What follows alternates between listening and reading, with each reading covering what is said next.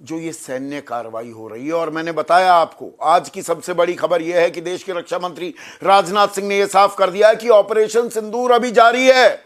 ऐसा नहीं 9 आतंकी ठिकानों को हमने नेस्तनाबूद कर दिया, 100 आतंकी खत्म कर दिए तो बात खत्म हो जाती है, क्योंकि पाकिस्तान दरअसल सुधरने को अभी तैयार नहीं है। जनरल विशंबर दयाल, अब वो 15 ठिकानों पर उसने ड्रोन और मिसाइलों से हमला करने की नाकाम कोशिश की, हमने उसे रोक तो दिया, पर रोकने से ही काम नहीं चलेगा क्या? सैन्य कार्रवाई जब राजनाथ सिंह कहते हैं कि ऑपरेशन सिंदूर जारी है, उसे हम किस तरह से देखें और इसके मायने क्या होते हैं?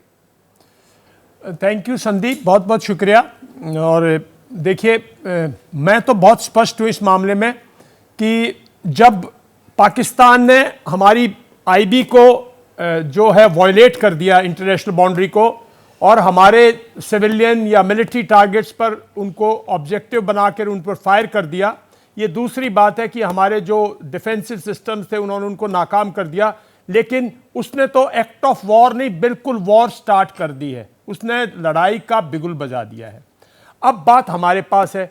मेरा मानना यह है कि भाई अब जैसे जैसे आजकल ड्रोन्स हैं, आजकल ये मिसाइल्स हैं, 1971 में ये नहीं थी। 1971 में 3 दिसंबर की रात को पाकिस्तान के हवाई जहाजों ने हमारी सीमा का उल्लंघन किया था और भारत के कई शहरों पर हमला किया था। तब भी हमारा इतना नुकसान नहीं हुआ था और हम बच गए थे। लेकिन उसी रात को पार्लियामेंट सेशन बुलाया गया और पाकिस्तान के खिलाफ लड़ाई डिक्लेयर करके पाकिस्तान को एक 10-12 दिन के अंदर एक ऐसा सबक सिखाया जो उसकी बिल्कुल दो स्टेट बन गए, दो कंट्रीज बन गई, और वेस्ट पाकिस्तान जो है वो बिल्कुल जो याया खान था वो छोड़कर भाग गया और अयूब और भुट्टो साहब ने सरकार संभाल ली। तो और पाकिस्तान उसके सिवाय कोई भाषा नहीं समझता है।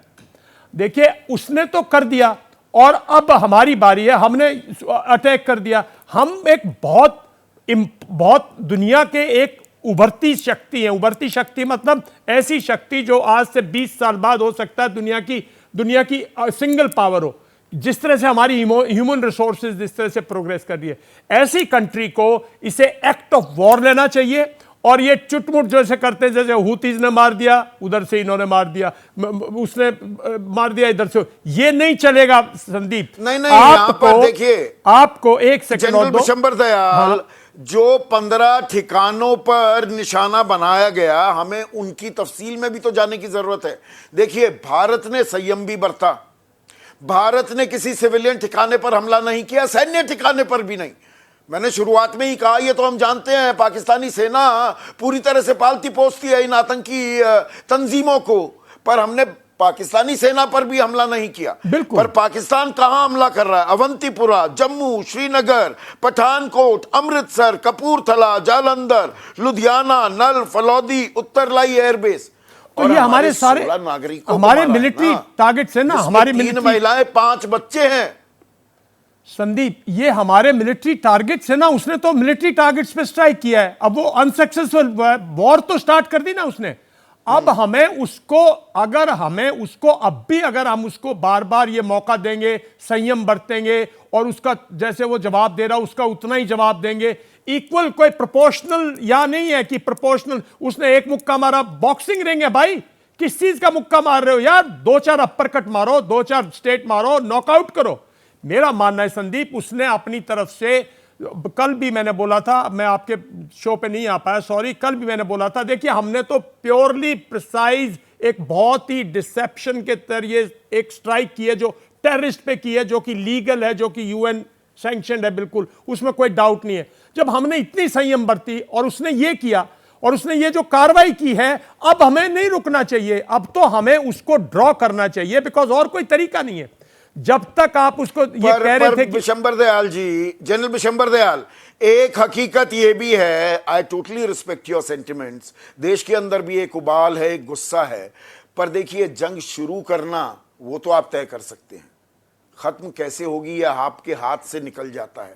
और ये मैं नहीं कह रहा हूं, प्रधानमंत्री मोदी ने भी कहा, रूस यूक्रेन की जब बात होती है, आज के इस मॉडर्न आधुनिक युग में युद्ध एक विकल्प नहीं हो सकता। संदीप ये देखिए, युद्ध प्रधानमंत्री भी विकल्प नहीं है तो पाकिस्तान के इस साथ बात को कोई भी विकल्प हमें नहीं बचा हुआ। संज्ञान में लेना होगा क्या? पाकिस्तान के साथ कोई विकल्प नहीं बचा हुआ। आप सारे विकल्प ट्राई कर चुके हो। आप एक बार और जाइएगा, उसके ऊपर और फाइनेंशियल कर लीजिएगा, पानी बंद कर लीजिएगा। इतनी कंट्रीज हैं अफ्रीका में जो फाइनेंशियली बिल्कुल ब्रोकन है, वो क्यों नहीं दुनिया से खत्म हो जाती?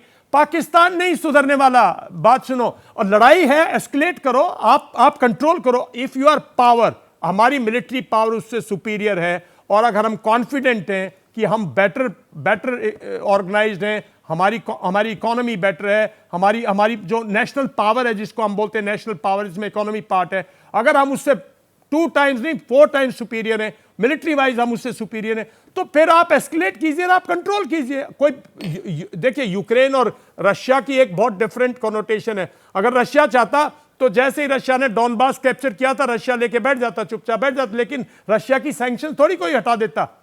रशिया को तो वो कंटेस्ट अलग है। अब लोग कह रहे हैं कि गाजा में वो साफ नहीं कर पाए, इतने दिन हो गए। ये नहीं, हम अभी वो भारत अलग पाकिस्तान context है। पर ही रहते हैं, पर इंडिया आज पाकिस्तान जो की बात करो। पाकिस्तान ने, एक सेकंड सर, एक सेकंड।